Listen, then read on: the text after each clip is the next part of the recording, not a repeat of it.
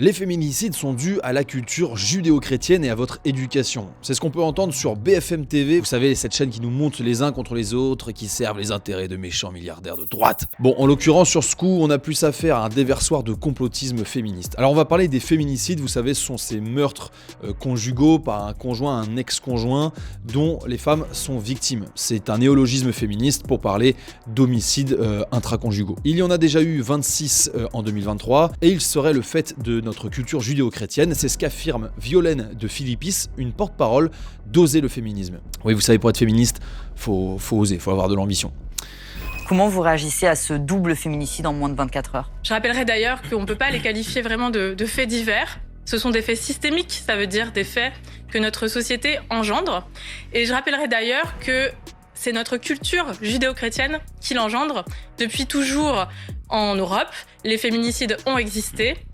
Malgré ce que tente de faire croire parfois l'extrême droite, ce n'est pas dû à l'immigration. Oser le féminisme, ce n'est pas une obscure officine ou un groupuscule, ni un service psychiatrique des hôpitaux de Paris, enfin sur le papier. C'est une association fondée par Caroline de Haas, qui est une grosse association très en vue dans les médias. Alors Violaine de Philippis, elle n'a pas pu se retenir, au bout de 30 secondes, elle parle déjà d'extrême droite et que les féminicides ne seraient pas le fait de l'immigration comme cette dernière l'affirmerait, mais seraient le fait de nos valeurs, de notre éducation, de, je cite, un continuum sexiste qui va du sexisme ordinaire jusqu'au féminicide. Donc de la blague lourde sur la taille d'une jupe au crime, il n'y a qu'un pas. Alors en effet, les féminicides ne sont pas le fait uniquement de l'immigration, on l'imagine, mais est-ce que c'est l'éducation, le christianisme et les valeurs qu'on retrouve en Europe qui en sont la cause, comme l'affirme cette militante féministe? Alors moi, c'est marrant, durant mon éducation, et je pense que c'est le cas pour une écrasante majorité de personnes, j'ai toujours entendu qu'on ne tapait pas les femmes, et d'ailleurs qu'il ne fallait taper personne, qu'il ne fallait pas résoudre ces différends par la violence. Alors, serait-ce un complot? Est-ce qu'en réalité nos mamans nous ont fait passer un message subliminal que frapper sa conjointe serait bien? Je crois que c'est du pur et simple délire féministe. Alors que nous dit l'ONU sur les féminismes dans le monde? Comparons les cultures. Zut. Alors hélas, ou du moins tant mieux, en Europe, le taux de féminicide pour 100 000 femmes est de 0,5%. Ensuite, on a l'Asie avec 0,8%, 1,2% en Océanie, 1,4% en Amérique du Nord et du Sud et 2,5% en Afrique. En France, une donnée ressort plus que les autres et devrait intéresser les féministes qui aiment excuser les délinquants, les agressions, etc. D'après les chiffres du ministère de l'Intérieur, 70% des auteurs de féminicides n'exerçaient pas ou plus d'activité au moment des faits. Alors je ne vais pas trouver d'excuses à l'auteur de ces crimes, mais est-ce que une des raisons, au-delà de la culture judéo-chrétienne, ne serait pas plutôt la misère sociale, l'isolement, l'atomisation de notre société, ou bien même le fait de culture étrangère où la place de la femme est nettement inférieure? Alors citons quelques exemples de pays où la place de la femme n'est pas celle qu'elle a en Europe ou dans le monde occidental.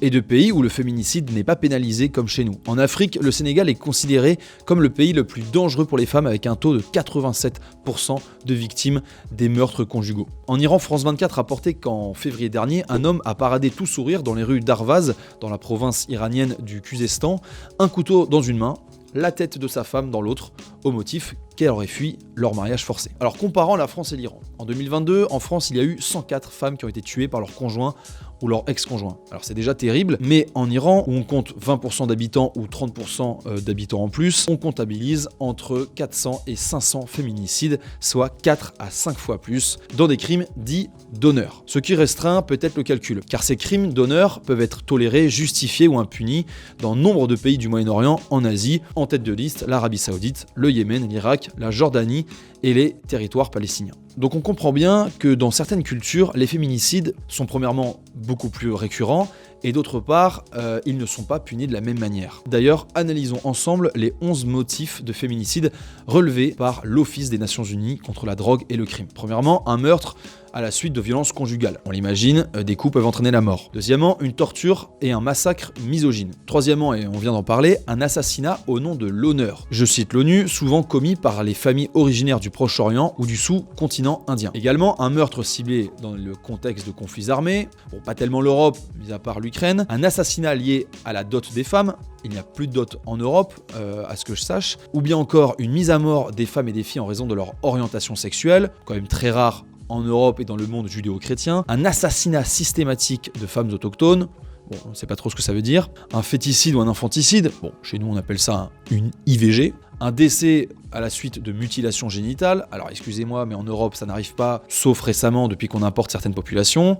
Également les meurtres après des accusations de sorcellerie.